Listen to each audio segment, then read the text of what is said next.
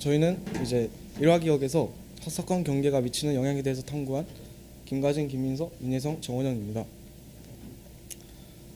자, 여러분, 저희는 살면서 수많은 일화들을 겪고 그것들을 머릿속에 평생 기억으로서 간직하며 살아갑니다. 근데 이거 알고 계셨나요? 저희가 기억을 할 때 모든 사건들을 통째로 연속적으로 기억하는 게 아니라 사건별로 끊어서 기억한다는 사실 아마 여러분도 충분히 느끼고 있을 거라 생각합니다. 근데 이때 이런 기억들을 일화적 기억이라 해서 이런 에피소딕 메모리를 하고, 이때 사건이 끊어지는 지점들, 이런 걸 사건이 끊어지는 경계라고 해서 이벤트 바운더리라고 합니다. 근데 그렇다면 이 사건이 끊어지는 지점들은 우리 기억에 어떻게 영향을 미치고 또 이것들은 무엇인지 궁금하지 않으십니까? 그래서 저희는 이벤트 바운더리가 에피소딕 메모리에 어떤 영향을 주는지를 대해서 알아보고자 하였고, 따라서 세 개의 그 주요 과제를 선정했는데, 첫 번째로 이벤트 바운더리가 주어질 때, 즉 우리가 사건을 어떤 특정한 기준으로 나누어 주었을 때 우리의 기억과 행동은 어떻게 변화하는지를 알아보았고, 두 번째로 우리는 어떤 요소들을 이벤트 바운더리에서 인지하며 그들 간의 차이는 무엇인지 알아보았습니다. 마지막으로 이벤트 바운더리를 인지할 때 우리의 뇌는 정확하게 어떤 반응을 보이는지 알아보았고, 이런 것들을 측정하기 위해서 저희는 사람을 대상으로 하는 인지 기억 과제를 직접 제작해서 저희가 직접 실험도 했고, 동시에 FDRS라는 기기가 있는데 이게 뇌 활성도를 측정하는 거라서 이걸로 아까 말한 뇌 정확한 변화, 그런 걸 측정할 수 있었습니다. 네, 그럼 자세한 설명에 앞서서 저희가 직접 제작하여 하였던 인지 기억 과제를 간단히 해보도록 하겠습니다.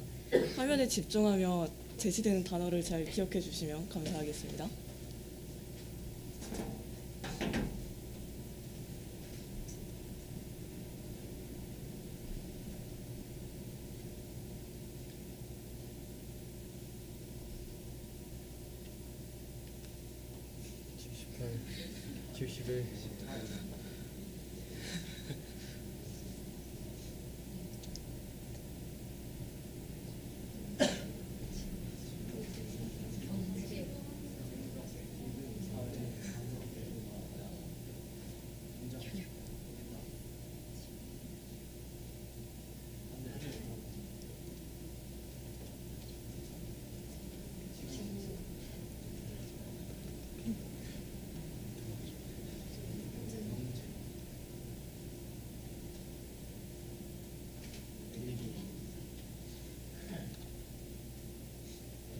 네, 혹시 방금 단어를 외우시면서 뭔가 단어들의 느낌이 중간에 살짝 바뀌는 것을 알아차리셨나요? 방금 저희는 이 8개의 단어들 사이에 일종의 의미적인 경계를 주었는데요. 이러한 실험을 진행하기 위해서 저희는 월투백 모델과 K-민스 클러스터링을 이용하여 다양한 단어들을 사용 빈도나 의미 등을 기준으로 하여 10개의 클러스터로 구분을 하였습니다. 다음은 트라이얼 플로우를 설명해 드리겠습니다. 먼저 제시된 단어들을 순서와 함께 기억을 해줍니다. 그 뒤 기억나는 단어를 모두 말해보는 프리리콜을 진행하였고요.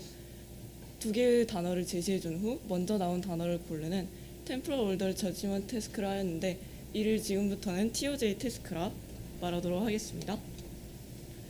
저희 트라이얼 타입은 크게 3가지로 구분하여 진행을 하였습니다. 먼저 이벤트 바운더리를 설정하지 않은 노 바운더리 컨디션입니다. 이때 경우 하나의 클러스터에 있는 단어 15개를 무작위적으로 보여주며 실험을 진행하였습니다. 두 번째는 템포럴 바운더리 컨디션인데요. 이 경우에는 노 바운더리 컨디션과 마찬가지로 하나의 클러스터에 있는 단어를 사용하였습니다. 다만 단어를 제시할 때에 두 지점에서 2초간의 타임 갭을 둠으로써 이를 바운더리로 인식하는지 확인을 하였습니다. 마지막으로 시멘틱 바운더리 컨디션인데요. 이때는 이제 단어들을 제시를 할 때 애초에 다른 클러스터에서 단어를 추출하여 이용을 하였습니다. 방금 간단히 해보셨던 테스트를 생각해 주시면 감사하겠습니다. 이때는 이제 한 클러스터에서 다른 클러스터로 넘어가는 그 지점을 바운더리로 하였으며, 템포럴 바운더리 때와 마찬가지로 두 지점에서 바운더리를 주었습니다. 저희가 진행한 TOJ 태스크 또한 2가지 컨디션으로 구분할 수가 있는데요. 템포럴 바운더리가 있는 경우에 2초간의 타임 갭을 경계로 단어가 나뉘게 됩니다. 그러면 2개의 단어를 제시할 때 같은 부분에 있는 두 단어가 온 within 컨디션과 다른 부분에서 두 단어가 온 across 컨디션으로 두 가지로 나누어서 연구를 진행하였습니다. 시멘틱 바운더리에서 또한 템포럴 바운더리와 마찬가지로 within과 across로 구분할 수 있습니다. 이때는 within의 경우에는 제시되는 두 단어가 같은 클러스터에서 오게 되고 across의 경우에는 제시되는 두 단어가 다른 클러스터에서 오게 됩니다. 네, 그러면 저희가 진행한 실험에 대한 결과를 발표해 보도록 하겠습니다. 일단 저희는 TOJ 태스크와 프리 리콜을 통해서 두 가지 경우를 나눠서 했는데, 일단 TOJ 태스크에 대해서 먼저 말씀드리겠습니다. 우선 TOJ 태스크에서 저희는 크게 그 두 단어 사이에 사건 경과가 있는지와 없는지에 따라서 분류를 해봤는데요. 그래프 두 개를 보시면 어크로스와 위슨을 비교했을 때 어크로스는 어큐러시, 즉 정확도가 더 높은 것을 알 수 있고, 리액션 타임, 즉 응답 속도에서는 응답 속도가 어크로스가 더 빠른 것을 알 수 있었습니다. 그래서 이를 통해 얻을 수 있는 결론은 단어의 선후 관계를 파악할 때 이벤트 바운더리가 기억의 효율성을 높인다는 것을 알 수 있었습니다. 네, 그리고 정확도를 크게 분류를 해봤는데요. 일단 첫 번째 있는 그래프는 전체적인 위슨과 어크로스를 나오지 않았을 때 그래프를 봤는데, 템포럴 바운더리, 즉 시간의 차이를 준 것이 바운더리가 없을 때 아니면 의미적 차이를 준 것보다 정확도가 더 떨어진다는 것을 알 수 있었고, 오른쪽에 있는 그래프를 봤을 때 위슨인 경우가 어크로스인 경우보다 정확도가 훨씬 낮고 어크로스인 경우가 더 높다는 것을 알 수 있었고요. 그래서 시멘틱 바운더리인 경우가 템포럴 바운더리일 때보다 높다는 것을 알 수 있었습니다. 네, 그래서 지금까지는 TOJ 태스크에 대한 얘기를 했다면 이제는 프리 리콜에 대한 얘기를 해보도록 하겠습니다. 일단 오른쪽에 있는 그래프를 봤을 때 바운더리 컨디션의 종류에 관계없이 프리 리콜된 단어의 개수는 거의 일정하다는 것을 알 수 있었고요. 바운더리가 없을 때, 결국엔 그 단어들 사이에 바운더리가 없을 때는 처음에 본 단어와 가장 최근에 본 단어들, 그 단어들을 가운데 중간에 봤던 단어들보다 더 잘 기억한다는 것을 알 수 있었습니다. 그리고 세 번째로는 이 노 바운더리 말고 바운더리가 있을 때 그 바운더리에서 단어를 기억한 정도가 좀 특이적으로 나타나는 것을 알 수 있었습니다. 그래서 그래프 총 4개를 보여드릴 건데요.